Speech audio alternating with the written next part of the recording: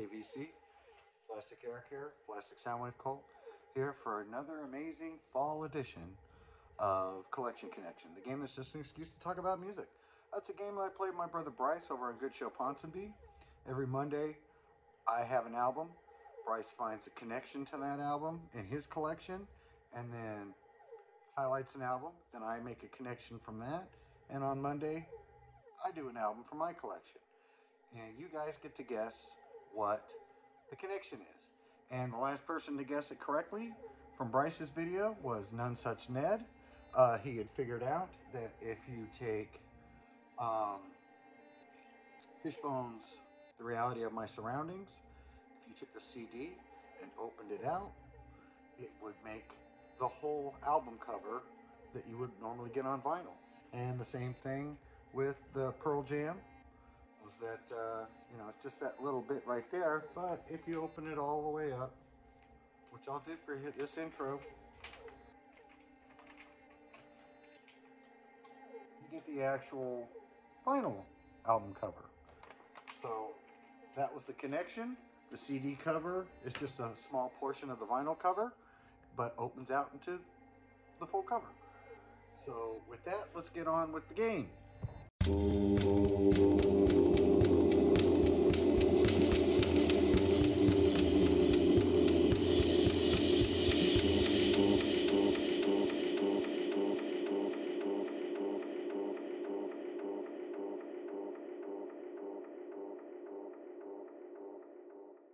So as we've gone over,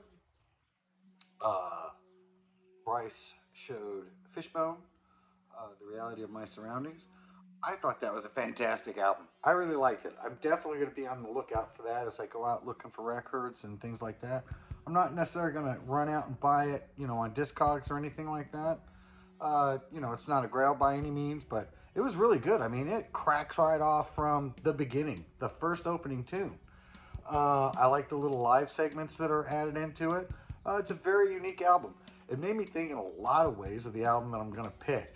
You probably could come up with a few connections on what this was. I'm looking for one in particular, so I'll try to knock out the ones that it ain't. So, we know that Fishbone is a ska/rock band, and my connection was also a ska/rock band, Sublime. Robin the Hood. Let's do it this way here. I only have it on CD. This is the follow-up to 40 Ounces of Freedom. And this album here is a little bit more disorganized than 40 Ounces of Freedom. 40 Ounces of Freedom, for me, is one of the best albums of all time. It pretty much mirrors my childhood of all the music I listened to as a kid, and how it was influencing the music that was coming out in the late 90s, or the early 90s, in the early 90s. And this came out in the mid 90s and had a very similar style as far as, it just feels like it's a mixtape, like you just take everything and throw it on there. It's even got a little hidden track. It's got Don't Push, which appears on the first album, and on the very first thing that they recorded and put out was Ja Doesn't Pay the Bills. And so from that to 40 Ounces of Freedom to this, they kept the same kind of format, where it was just kind of jumbly, where you didn't know what you were going to get next. Were you going to get a rock song, a punk song, a classic rock song, a ska song, a reggae song, a live song? It changes around all the time. And this kind of does the same thing. It even goes as far as to do one version of Pool Shark, and then it has another version of Pool Shark on it.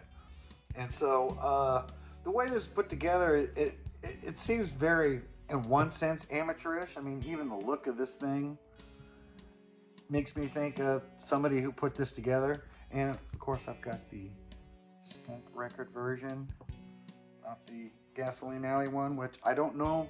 I know on 40 Ounces of Freedom, they did take out some of the songs. The end of Date Rape, and they took out and they took out a whole song number 2. And as far as I know, on this one, they didn't have to take anything off. Everything was legal and upright. But the songs on here are so killer. Cisco Kid, Saw Red, Greatest Hits is one of my favorite songs from there. It's just got one of the best bass lines. And it's got the Rally Soliloquies, which is some kind of nut job that is doing frickin' commercials on here. I think Bryce will know what I'm talking about when he reviews this album. But overall, I think this summed up the 90s of all of us that were missing the 80s. This one and 40 Ounces to Freedom. But overall, I think that this one is not as good as 40 Ounces to Freedom. But this is the very first, actually, Sublime that I heard. I did a photo shoot for a clothing line that I had a while ago, and I met up with some people, and the model's boyfriend, who was Stephen St. Croix. I don't know if anybody knows that name. I didn't know who he was then. I know who he is now. But he gave us a demo, my buddy and I, of this. And my buddy didn't care for it. I thought it was okay, but then I heard the one before this and loved it. And then I had to get this one too. And it was weird hearing it again because I recognized a lot of stuff from that. You know, we'd listen to the tape from the photo shoot back home, which was in LA. I live in the high desert. It was about a 2-hour thing where we listened to that, I think, 2 times. So, yeah, if you get a chance, check this one out. I like 40 Ounces of Freedom a little bit better, but this one is still pretty good. It's got some great freaking tunes on it. Of course, as it gets closer to the end, it gets a little bit more, less self-aware of itself, I guess. I don't know. Definitely gets more jumbly as it goes along. And you kind of tend to get lost, whereas on 40 Ounces of Freedom, I'm able to kind of keep everything together. So, yeah. Sublime, Robin the Hood. If you get a chance, check it out. And hopefully you can figure out